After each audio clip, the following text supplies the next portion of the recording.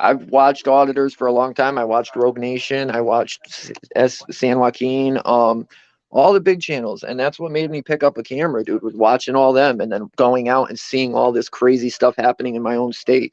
So I picked up a camera and just started doing it. And like I said, I'm no genius. I'm just like you guys. I picked up a camera and I went out there and I'm learning as I'm going. Who the hell is this guy?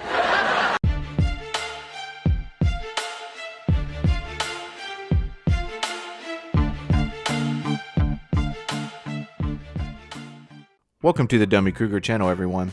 Today's video takes us to Willimantic, Connecticut, where I have an update on First Amendment Auditor, the Constitution State. Our freedom fighter has picked up quite a few arrests lately, and since he's not informing his audience on the outcome of 2 of those, I figured I'd do it for we the people. Before we jump to the video, please take a moment to subscribe, hit the notification bell, like, and comment below. Let's jump right in.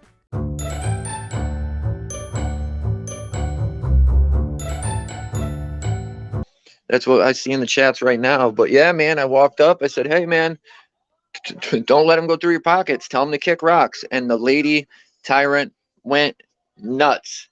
So did this lady tyrant go nuts during their encounter? Fortunately for us, we get to see it for ourselves. Let's check that out.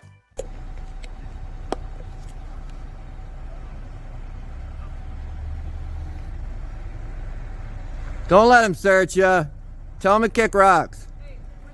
It doesn't matter if you're talking to me. I can say whatever I want over here. Good try, though.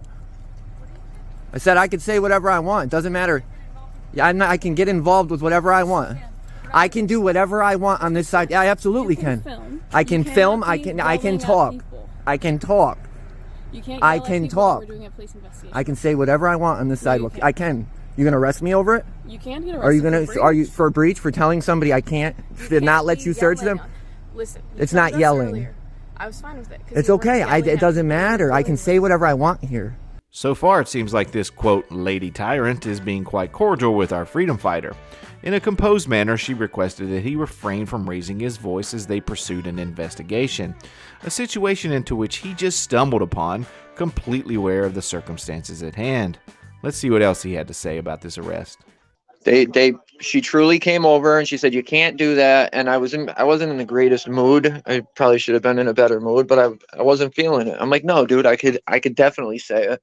I said it again. She challenged me and said, say it again and you're getting arrested. You guys already know what I did. I said it again. Yes, you did. No, I can tell him. I absolutely can. You want to arrest me and we can take it to court and find out? Do you want to go to court and find out? I wasn't yelling at anybody. I said, don't let them search you. That's not yelling at anybody. Have I ever not been It's a general statement. Not really. When you tried to tell me to stop filming in the Gilson because there was kids around. You know what I mean? Oh, yeah, when you were filming the kids. No, yes, I wasn't filming kids. I was filming the corrupt police chief that wasn't following the laws driving the road. And that's why, after you explained that to me, we were like, okay, it's fine. It doesn't, well, no, it doesn't matter if it's fine or not. You can't stop me. So it doesn't matter if you're okay. Listen, I'm going to say whatever I want. Hey, don't let him search you. Don't do it. I'm going to keep doing it. Well, then we're doing a police I'm going to do whatever I want. Then do whatever you have to do. I'm going to do what I want and what I can. Yell at them, is what I'm trying to I'm not yelling. I'm not yelling.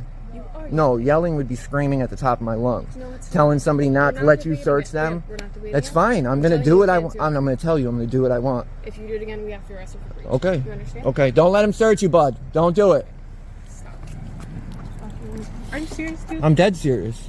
You're going to find out. You have anything on you that can stick a phone? Do what you got to do. No. I'm not going to answer any questions.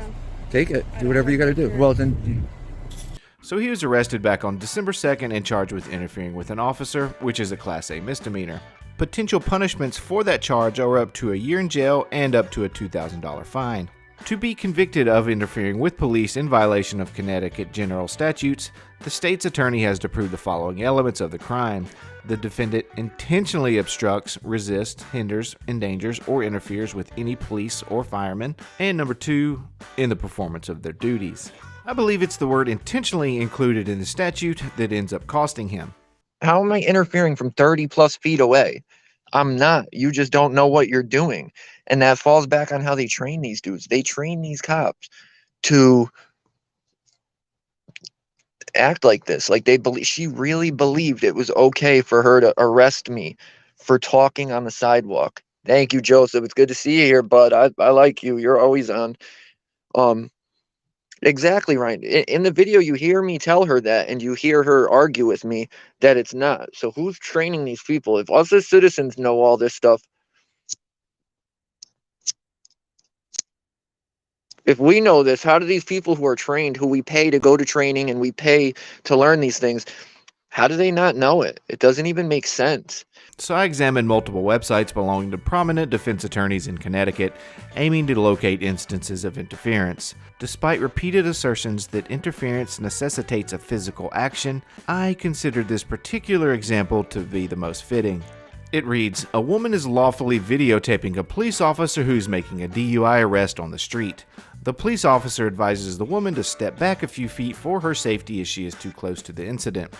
The woman refuses to comply with the police officer's request to step back away from where they are attempting to arrest someone. The woman could be arrested for interfering with an officer in violation of this Connecticut statute because the woman refused to obey the commands of the officer. Although the woman had the absolute right to videotape the officers, if the officers asked her to move back, she must comply with the officer's lawful commands. Nowhere in that example did I come across any mention of a physical action being a requisite factor.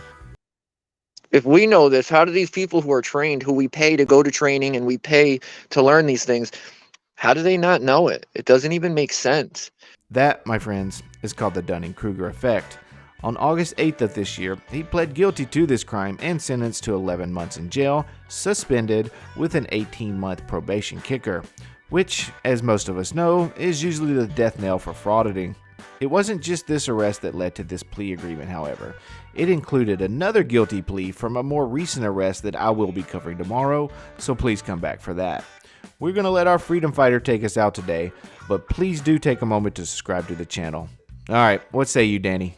What do you mean, Edison? I'm taking all my cases to court. I got to beat him first. Whoopsie daisy!